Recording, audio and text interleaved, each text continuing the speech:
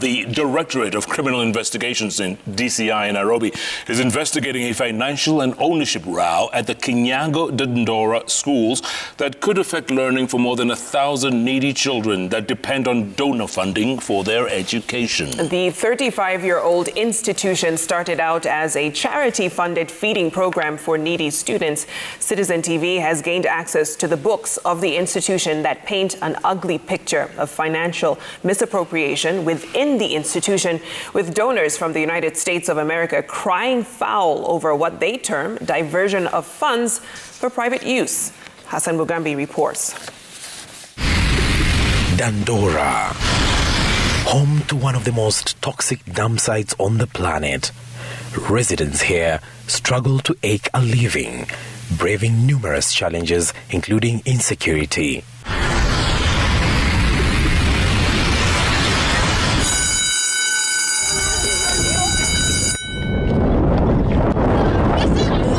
In the midst of all these, a pillar of hope stands in the more than 35-year-old Kinyago Dandora school.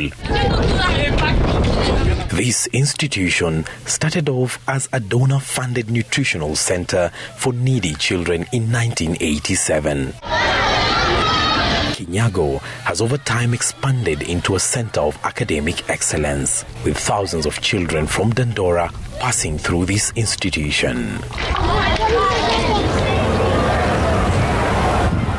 Orphaned at just age 3, Kevin Shege owes his success to the institution. He studied at Kinyago Primary School, where the Kenya Children Fund, a US-based non-governmental organization, took care of all his needs. Na time yetu mingi tulikuwa na spend dump site. We used to spend it on dump site. Na at that time, the beginning of the school was just a feeding program. We used to come, take meals, go home.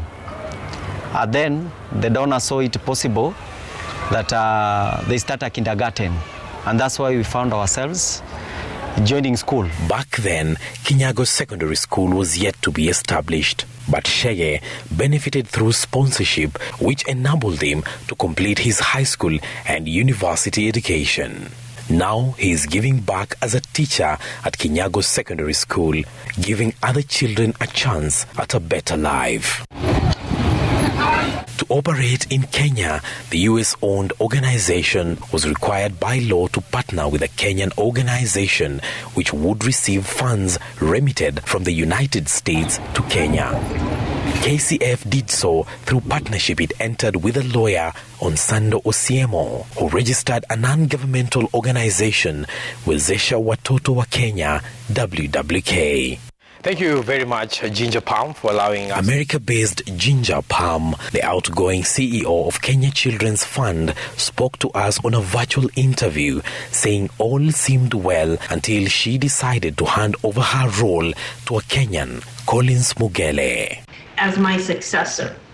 Last fall, we made it official that he would indeed succeed me as CEO of Kenya Children's Fund, which has been our dream for many years, is to see Kinyago Dandora schools completely African managed. Collins Mugele, who is now a lawyer, was educated by the Kenya Children's Fund. He attended Kinyago Primary School before receiving sponsorship to attend high school and university, where he studied and completed his law degree. Mugele's appointment did not please the management of Wezesha Watoto wa Kenya, the organization through which Kenya Children's Fund channeled money for the needy children in Dandora. Mugele claims lawyer Onsando went as far as threatening him.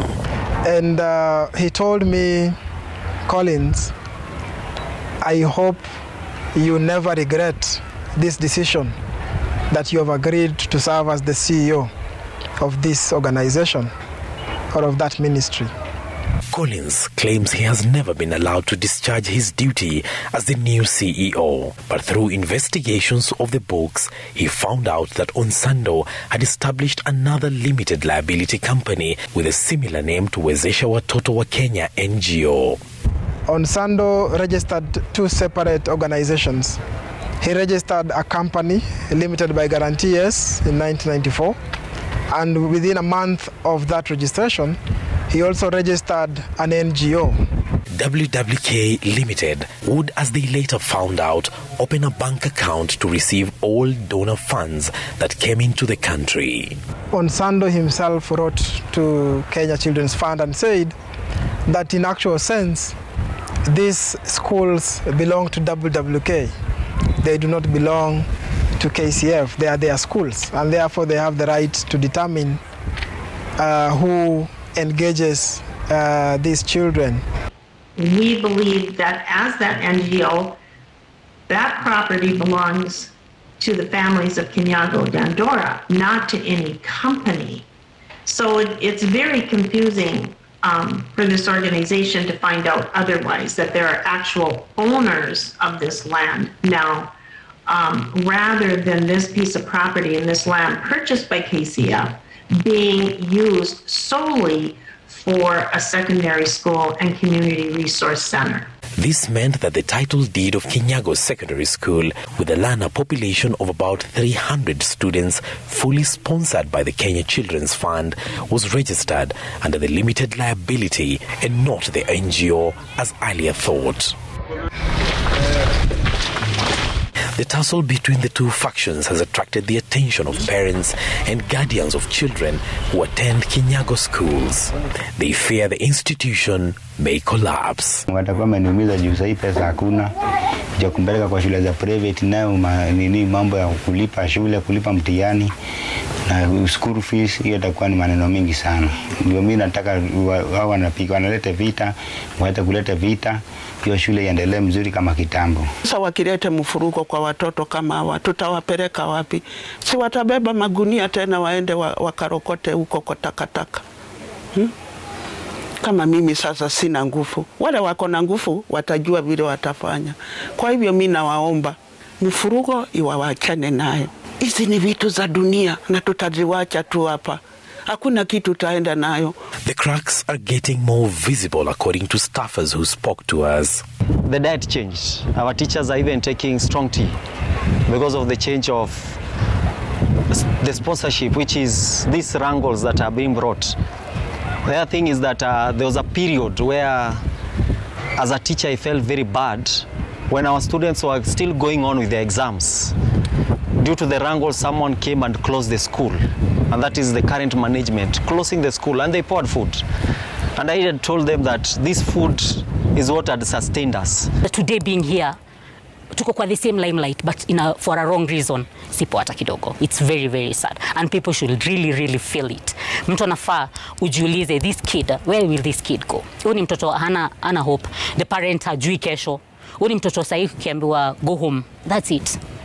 That's it. Na generation, if we cancel this life here, each generation sai, what about the future one? Further investigations into the Wezesha Watoto wa Kenya books presented puzzling results. On the 14th of January 2022, for instance, WWK Limited listed Ginger Palm, whose details were erroneously captured as a Kenyan, as a director of the company. 10 days later, this other search revealed that Ginger Palm was replaced by a Mr. Gordon Brown, supposedly an American citizen. When we approached Onsando Osiemo for a right of reply on the accusations leveled against him in regards to the affairs of the school, he directed us to his lawyer, Suyanka Lempa, who quotes him as having said the allegations are untrue, false, libelous and defamatory, for which our client, that is Onsando, reserves legal rights of recourse in a competent forum. He further stated that the matter was under investigations by detectives from Buruburu Police Station and the Directorate of Criminal Investigations and would not wish to comment about it. Do you believe or do you think that there was misappropriation of the funds? Well, we certainly know that not all of the funds that were intended to go to the families, we know they did not get there. Beyond the probe, KDS now says the battle does not end here.